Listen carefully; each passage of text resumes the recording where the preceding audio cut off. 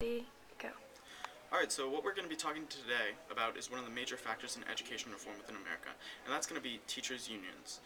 So when reading the stimulus material, there were two sources which really grabbed my attention.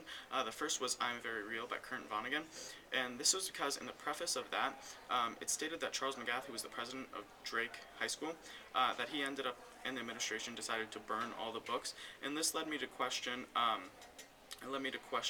what other conflicts occur between administrators and people.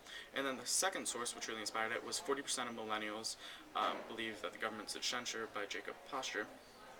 And in that article, I recognized a theme of just these major issues which divide America.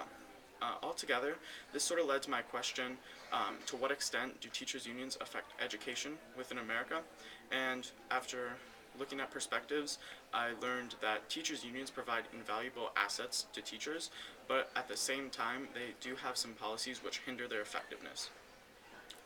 So now that we've got through that, why don't we talk about why we should care about this? We should care about this because the two largest national unions, the NEA and the AFT, they count for almost 5.5 million members. Because the teachers are members of us, the NEA and AFT can substantially influence them, like telling them to go on strike or telling them to change their views at some times.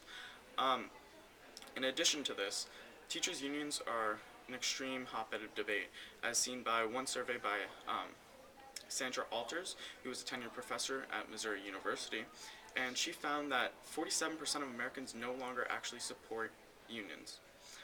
With all this in mind, we're now going to talk about the reasons why teachers' unions are invaluable. The first reason is that teachers' unions offer protection from administrators. One argument by Nancy Bloom, who was a teacher at a charter school, teachers' unions really just allow them to protect from administrators. Ununionized teachers, they were unjustly treated by administration. Their working conditions were cut, their pay was cut, and really this just shows the requirement for a union and protection. Alright? And then after this, the next reason I'm going to talk about is education reform. And while you're not going to see as much success with education reform at the national level, what you are going to see is there are going to be some successes at the state and local level. One example of this is going to be in Toledo and Cincinnati, where teachers worked with administrators to develop an effective evaluation system, which, as it turns out now, both are very liking. This idea is further supported by Diane Ratvig, who is an expert on policy reform for education and a historian.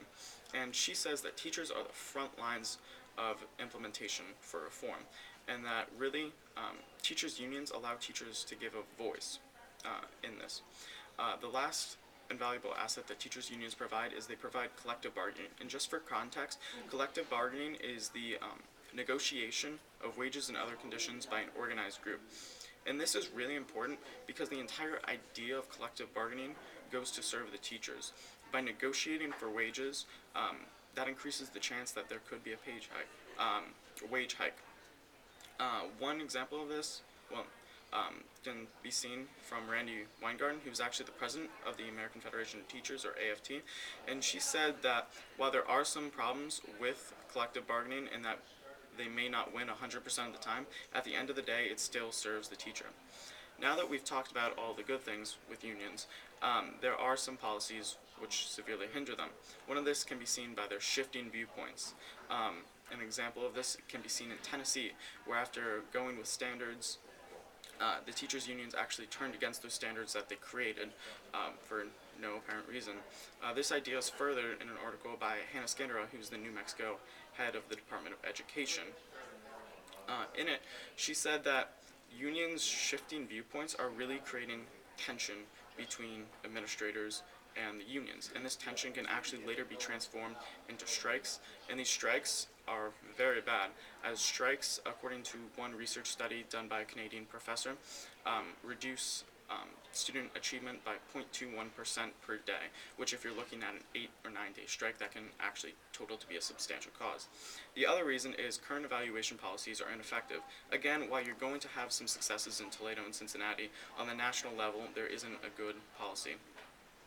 One example of this can be seen in 2014, where an LA judge actually ruled that the evaluation policies in the area did not allow a teacher to be fired. Um, and one argument which comes in support of this actually comes from Akash Chaluj, who's the director of policy at the Americans for Prosperity, and he's going to argue that teachers' unions actually really discourage school formation. And this school formation is going to affect minorities as they can no longer transfer out of low achievement schools, and they're stuck with bad unionized teachers who cannot be fired due to some of the evaluation policies. Lastly, I want to talk about the teachers' union's lobbying policy. And the teachers' union's lobbying policy is very substantial. According to Andrew J. Coulson, teachers' union, who's the director of the Cato Institute, teachers' unions spend an average of about $500 million a year on lobbying, which is an absurd amount for the amount they're actually doing. This lobbying is actually just creating a massive drain on resources, as he did in one of his surveys. He actually found that from 1970, the percent increase in education costs has risen to about 150%, but achievement scores have actually leveled out to 0% change. And this is critical, as it implies that teachers' unions and their lobbying policies are just sucking up more money and creating a bigger mess than it is. Altogether, there are a number of things we could do to fix this. The first thing we could do was model unions after other countries like Singapore and Finland, but as these countries have high achievement rates and high unionization rates. But the problem with this is that teachers' unions there, it's all connected under one union, and those countries are a lot smaller than the actual countries here. The other thing we could do is new evaluation policies. And this is effective, again, with examples of Toledo and Cincinnati. Alright? But one limitation to this is going to be that the evaluation policies are going to have to go in through law, and this can be complex and messy. Lastly, what we could do is we could review their lobbying systems and reduce it by creating new laws which restrict teacher lobbying. And the effect this would have would that it would probably be successful in reducing that and lowering the cost of education, but what it would do, the limitation to it, is that it would encourage teacher advertising towards politicians. Overall, though, my final recommendation, though, would be to implement new evaluation systems, as this seems to be a problem that most people are concerned about within America. Thank you.